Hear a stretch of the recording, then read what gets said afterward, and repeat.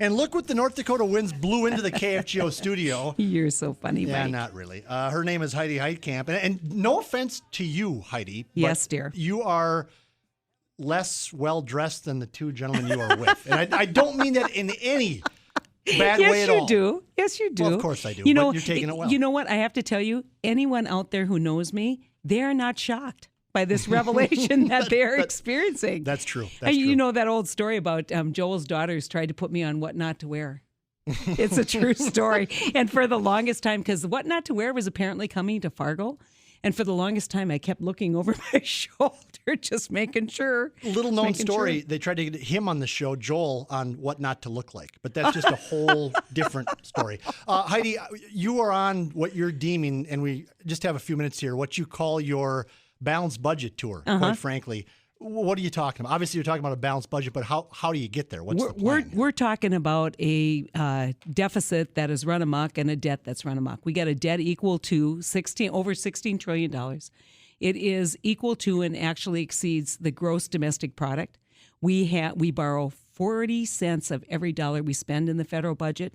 20% of every income tax dollar that comes in, individual income tax, goes to pay the interest on that debt. Interest is the third largest expenditure behind defense and Social Security and Medicare.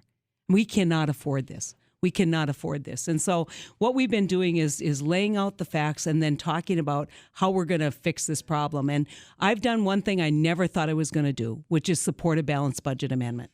And why I did that is when Bill Clinton left office, we had a balanced budget, and we had a way forward to pay off the debt. And in 12 short years, we've dug ourselves into that hole. And the only way to get Congress to I think, balance this budget is tell them they have no other alternative. But when we look at it and we look long term, how do we solve this problem? The first thing we have to do, Mike, is get people back to work. We absolutely have to get people back to work, because I say that's our twofer. Because you get them back to work, they're paying taxes, and they're not using not using unemployment, they're not using food stamps, they're not using chips. We get people back to work. That's a huge part of it.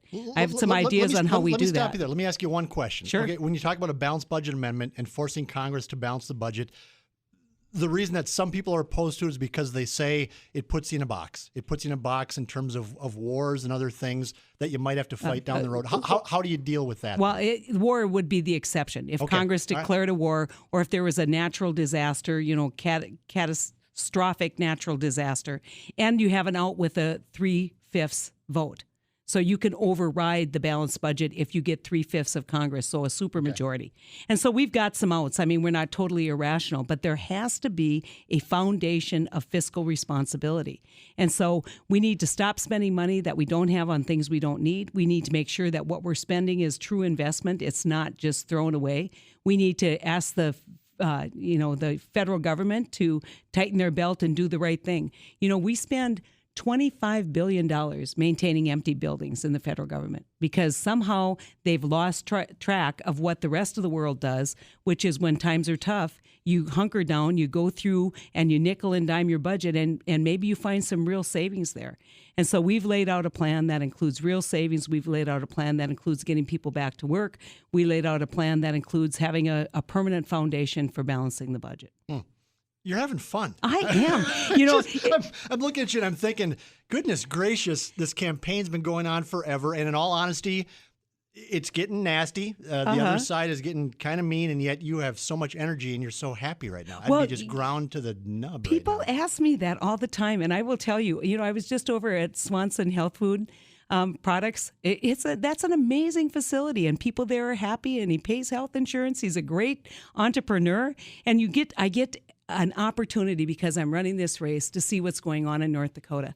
I visited NDSU Centers for Innovation. That whole thing is amazing what they're doing there. And so every day I get an experience that I wouldn't get if I weren't running, and I get to see great North Dakotans doing amazing things, and it just energizes me. And people like you, Heidi. People like you. I do know that. I've heard that. Yeah. We have a few minutes left here, and I know you want to talk about the balanced budget, but we're short on time. I wanted to get you to get your story out there, because you mentioned me off the air, a great story about some folks in Minot that have bounced back from what happened last year with the devastating flood. And there's some we all know that Minot has a long road back. We know that with what happened there, but there are some great stories now. Oh, there is. And there's neighbor to neighbor to neighbor. Let me tell you, Gary and Becky, congratulations on your house. This is a couple that I met. We were doing some phone calling for the campaign. They said they didn't think anyone cared.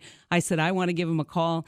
They said they'd gather up their friends and neighbors, and we would sit down and talk about flood recovery in Minot, what wasn't getting done. And I met these people, and they are salt of the earth. They are the best people you ever want to meet.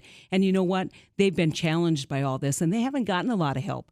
They've gotten a big tax bill from the city, and I just love it. When the mayor says, "Oh, what a great job we did in flood recovery." You gotta start facing up to the fact that you still have 1,000 of your citizens in FEMA trailers. We can do better, and the fact that Gary and Becky are in their house, I'm so excited for them.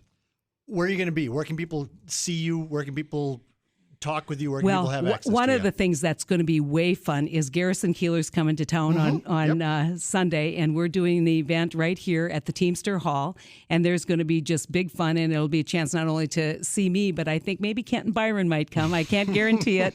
And Garrison Keillor will be there entertaining, and we have a great it's called our Hot Dish with Heidi tour, and so we're having some big fun. That's so North Dakotan, by the way. That's so Matador, isn't it? Yes, it is. Well, Matador, you have the funeral hot dish. It's a recipe, and then when there's a funeral, everybody cooks the same hot dish, so you can all pour it together when you get to the hall. All right. It's a true story. I believe you. I know you well enough.